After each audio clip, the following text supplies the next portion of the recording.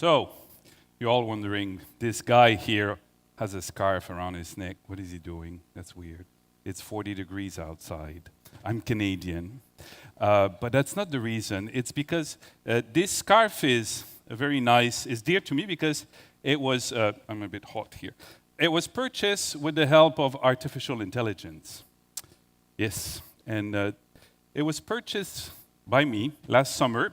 I was on holiday in Peru. It was very nice. I was on a little island where they have a very old tradition. It's a bit special, where the fathers knit and they make hats and things like this. And even the little kids, when they're 6 years old, they will have to start knitting. And to be able to marry their loved ones, the in-law family will judge the quality of the knitting of the male to see if they are worthy of the lady. But this guy was having a couple of scarves on the floor, trying to sell them to tourists like me. And I wanted one, it's made from llama, but the problem is I don't speak a single word of Spanish. And he spoke Spanish and Quechua, and I thought like, well, let's take technology, so let me just get my gear here. So I took my Google and I just did something very simple. I gave him instruction in English to speak on the phone and it will translate. I just did this, it will be in Spanish. Let's go here. Just speak to the phone and it will translate to me.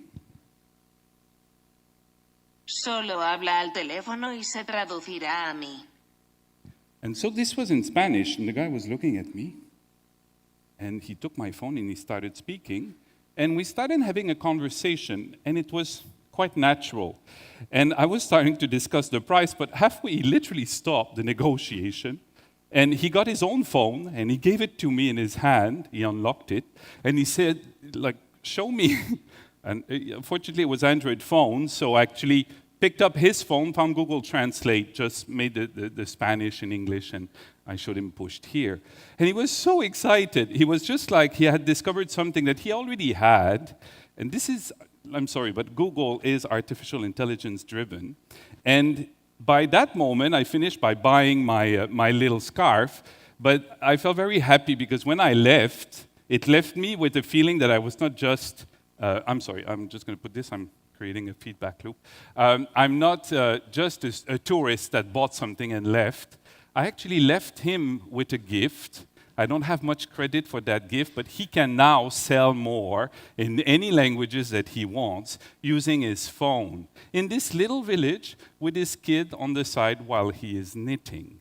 So that's how I find that intelligence, artificial intelligence, and those technologies are there for humans. So before I go into my presentation, let me do another magic trick.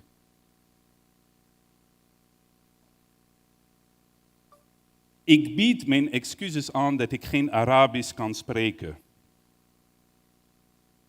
أعتذر عن عدم تمكني من التحدث باللغة العربية.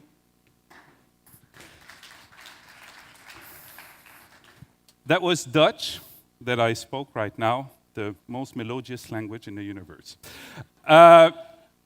Artificial intelligence, how does that work? Let's look at the little film here.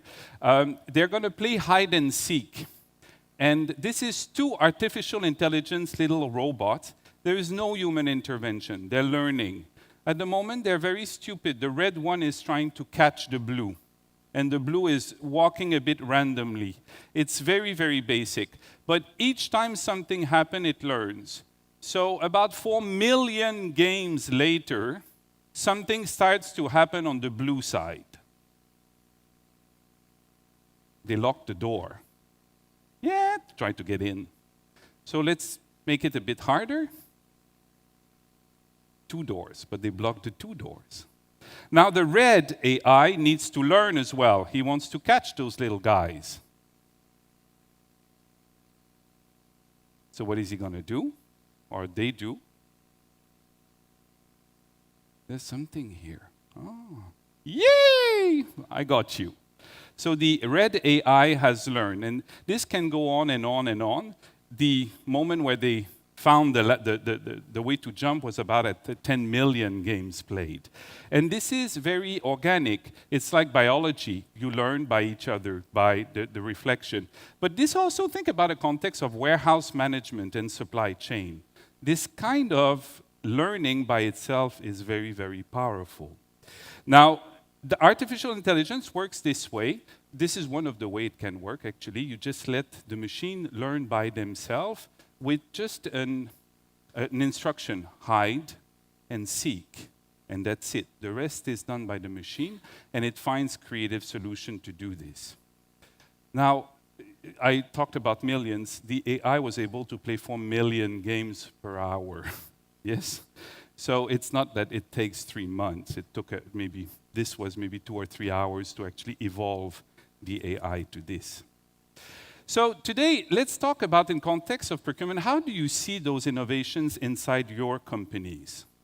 And not just waiting for us to actually do them, and you can be a little bit lazy and wait that we develop the things as a technology provider, but how could you try to see this yourself? 100 years ago, this is in England, it was the Welland Valley. They wanted to have a train to cross this when the train started existing. And the trouble is if you make the railway track follow the valley, it takes about 7 minutes to cross this valley. And the British, with their voice, found it absolutely unacceptable. So this was unacceptable to them because they thought, like, it needs to go faster. They built the biggest arch bridge in the world. And it had an act of parliament to secure the funding for this. And they did all this to save 6 minutes. Is it 6 or 7? 6 minutes. Sorry, I should have gone back. 6 minutes. Only 6 minutes, millions of investment, act of parliament 100 years ago. And when you think about this, yeah, that's a bit crazy. Well, there is one valley, but just a bit further, there is another one, and there is another one, and there is another one. So if you add the 2 minutes, the 3 minutes, the 6 minutes that you add, basically you're saving an hour. And this is why they decided that even for such a short benefit, it was worth building such an incredible construction. Artificial intelligence does this job. It's the bridge. It doesn't replace the railway. It doesn't replace the people. It does the gap in between. And if you think about it this way, if you're on a holiday like me in Peru and you're just singing down the hills and be happy, that's fun. You're on holiday, it's beautiful, and you don't have any pressure. But if this is your road from A to B every single day, or if this is your process in procurement, where you have to do Excel spreadsheet here and you have to do this there, it becomes very painful.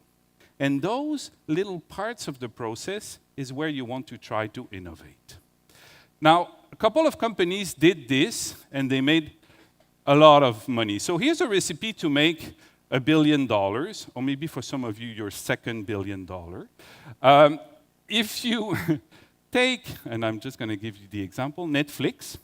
If you take a desire, a human desire, and you look at what are the steps to get from I have a desire and I've got my desire fulfilled. What are the steps to get there? Think of Netflix. The desire is entertain me. Yes? I'm bored, or I entertain me. That's the desire of a human. And if you sit in front of the television without Netflix, you have to, zap or this. So the steps is to find something to entertain me. And what did Netflix do that made them so amazing? They used AI and technology to suggest to you, each one of you as an individual, what is most likely what you will like. I think you are more of a Game of Thrones person or something like that. And it presents to you things that are personalized. And so I'm there, I'm sitting, and I can, oh yeah, that fits. It made my link to my desire much faster. So it removed the step of choice, and they became extremely rich via this. Same thing with Uber. Uber, also very simple. Everybody will probably get it. It removed the stress of payment. you can send your children to school with an Uber and they don't need to carry cash. They remove that. They remove also a lot of them. The stress of not knowing the road, the stress of going to a foreign country, not speaking the language, and having to take a taxi. There is many, many steps in the desire, in this case, of drive me to the other side of the city. Yes? And the steps to go there, Uber took many, many with technology. Last one is one that I like a lot, Amazon.com, and I'm thinking more about the warehouse and the once you've purchased something. And the human desire is a very, very, very old one, and it comes from the little 3-year-old kid. Some of you probably have them or had them, and the kid goes, "I want it now, now." You want it now, no patience. And Amazon saw business model. They want it now. So they use technology to, and it's a lot of technology to get the warehouse completely intelligent and to be able to find as quickly as possible the best way to deliver this. And in some regions of the world, they can do this in just 1 hour or 2 hours. They will deliver what you've done. The "I want it now" has been solved. That's another human desire. They took out a step, the step of waiting. So with those stories, how many steps do you have in your processes? And what does that mean? 44% of, that's been analyzed, of the spend in employee or workforce at the moment across the world is in contingent labor or external workforce. You don't employ them. You use services or different ways to get the work done, but not by having employees. Now, those processes of yours, can they be done by someone who comes in and gets out? Another interesting fact, in the last 100 years, humans have augmented their IQ by 30 points. It's a lot. So someone who was an average IQ, intelligent quotient, let's say intelligence, it's discussable, but let's say an average person in 1900 is considered today slightly deficient. And there are very big question marks on how this happened, and it continues to grow. They believe that it's exposure to information that has created this, but nevertheless, the trend has augmented. So that means that everybody that you employ are a little bit smarter than they used to be, and they will continue being smarter. So again, how many steps do you have in your processes using workforce that is flexible and agile and that is getting more and more qualified and can do more with their own brain? So maybe we need to look at this guy. He's your employee, Ahmad. Yes? And he's a young talent. He has business schools. He speaks 3 languages. And he's a little bit creative. And he's very eager to get into his job. And you've hired him in procurement. And you're going to have to score Excel spreadsheets, RFP on Excel spreadsheets on the Monday. And on the Wednesday, you're going to receive a list from HR of all the new employees. And you have to order them all what they need for their job, repetitively. And on the Friday, Friday is mismatch day, you're going to receive the invoices from accounts payable, and you're going to have to reconcile them and figure out who ordered this. Oh, this guy is so thrilled about his job. He studied for 5 years to do mismatched invoices. I'm not sure that this is the best way to use his brain. Those are steps in his process to deliver you procurement excellence. So if you are by any chance able to use those technologies for those parts of the process, you could have a suggestion of best answer. Use AI to tell you, recommend this is probably the best offer. You could use AI to simply link with HR and figure out by patterns, quite easy actually, like a new employee for this kind of work will need this list of material and automate this. You don't even need AI for this, it's quite simple. Or you can at the end use, my 2 little guys that were learning with artificial, machine learning for mismatch invoice. Believe me, there is someone that keeps not making their POs. And you can identify that person and have this automated. So what happens is this guy is now stimulated. He can working on quality in the RFP, and he can check, instead of checking an invoice, verifying that you got your discounts. He gets more value to you as your company and also as himself in his career. About 60 years ago, no, it's not 60, about 50 years ago, this guy, I like this guy very much, Doug Engelbart, and sadly not so many people know him. I think he should be more known than Steve Jobs, but he invented something like this. Has anybody got a clue what that is? It has a wire, you can take it in your hand and move it. It's the first mouse. Yeah, exactly. It's the first mouse. 1958, it's that old. And when he invented this, he changed the world because you used to type to the computer, you needed to code and talk to the computer. And from that point on, you could use your eyes and interact. You could communicate with the computer. That literally changed the way we use computers. And if you are on your iPad or on your phone, your finger has become the mouse, but it's pretty much the same idea of what he did. And now, at that time, maybe 10 years later, did everybody start to say, mouse are going to take over my job. The mouse is going to replace the human. The mouse is going to do the work. I don't think so, right? So artificial intelligence at the moment, if we push ourselves in the future, they might actually look at us and having this, they really thought that it would replace humans. If you don't have any humans, then the machine makes no point. The human must be centric to everything. And artificial intelligence, machine learning, and those things is a tool. It needs a frame. And you're going to see why in a second. If I type in Google, artificial intelligence will take away opportunity, replace human, Will Smith. Yeah? Artificial intelligence, Will Smith. Okay, it's very clever. If there is any science fiction fans in the room, maybe it's not that stupid. This film, I, Robot, where Will Smith played, was about artificial intelligence. So it's not completely stupid, but nevertheless, it's weird. Our AI, this is an AI-driven algorithm, needs to have a human oversight because computers are very, very bad at understanding intent. What did you intend to search? What did you want to achieve? And so there is lots of limitations. Google needed 20,000 images of cats to start recognizing that it might be a cat. And sometimes it put a little dog in there. It's still 20,000 images. While a human baby will need to see 2 cats.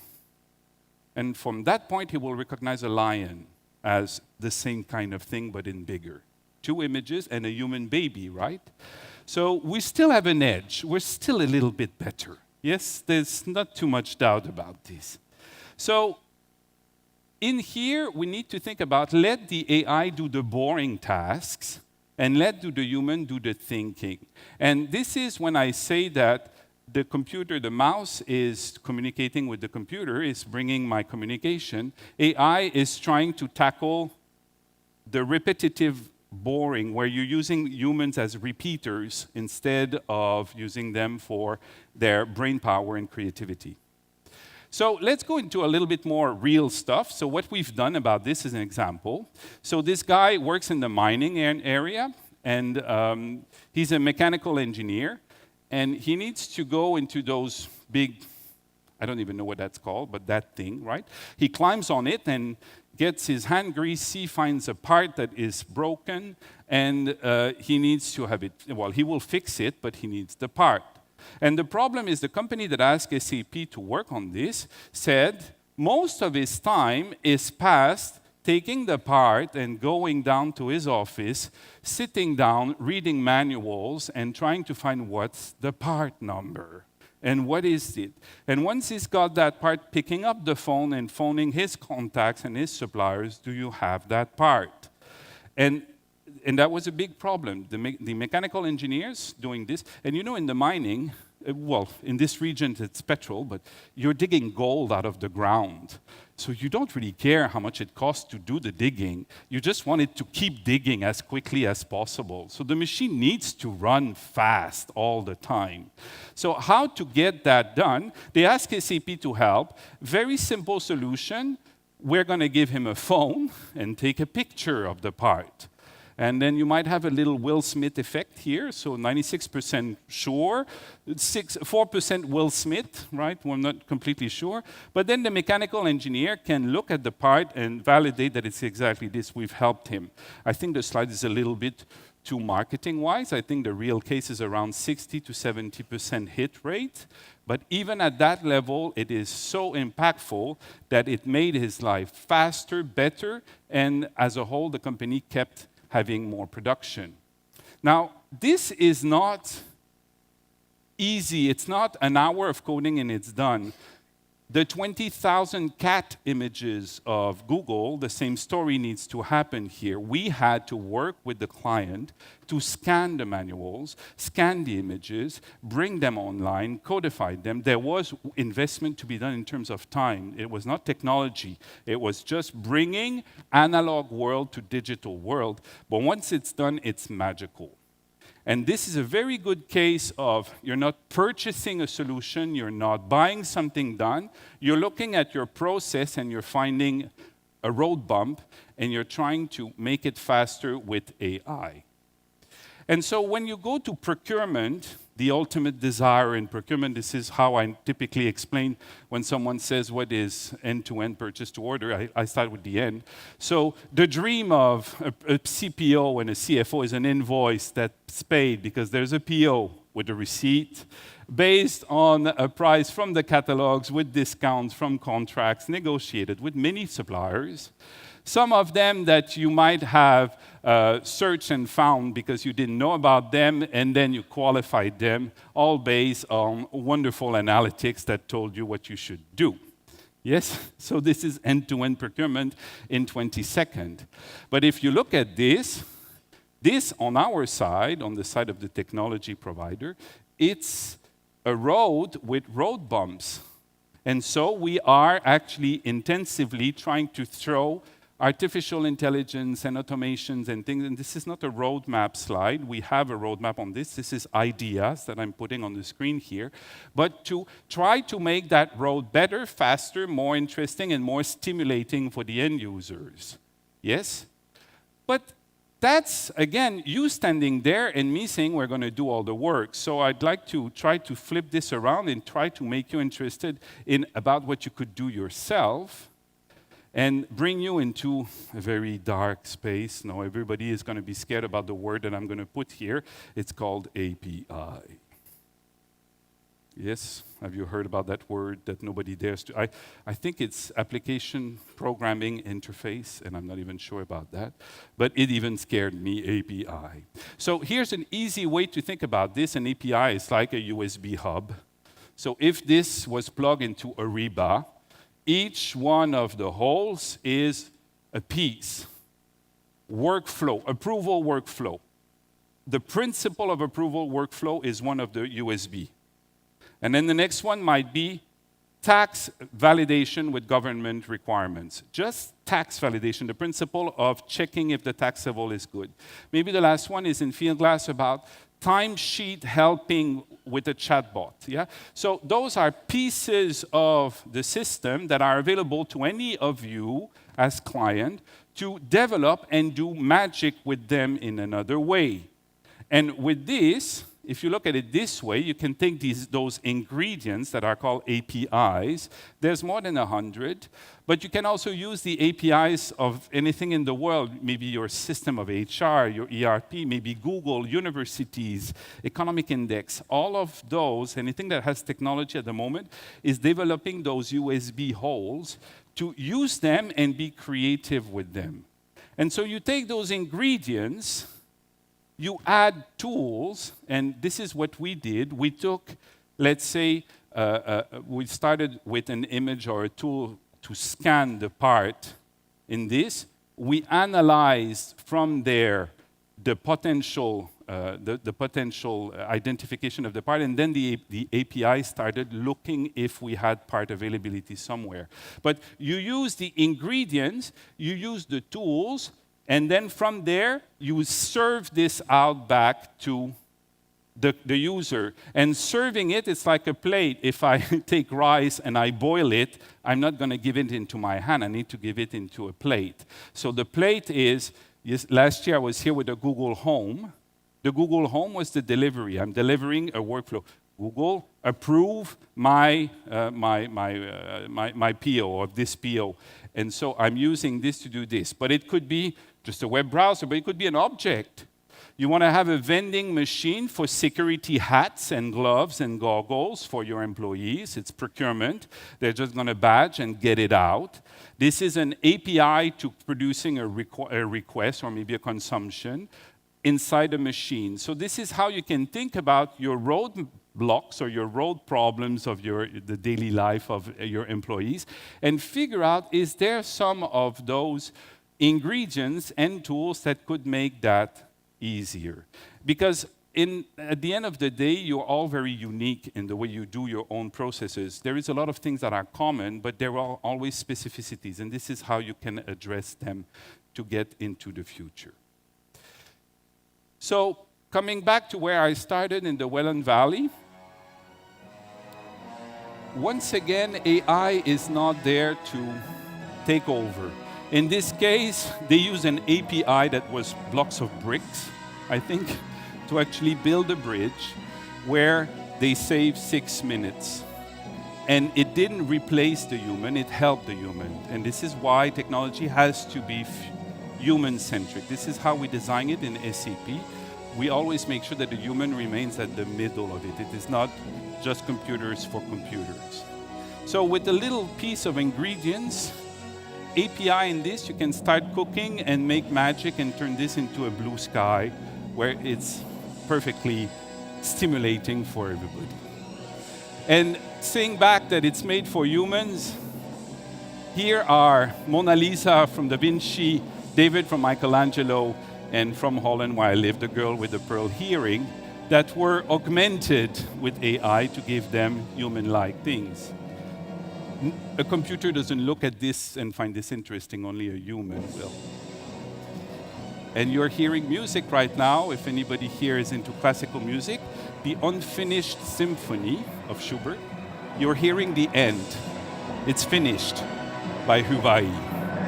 So I thank you very much, and I wish you a nice day.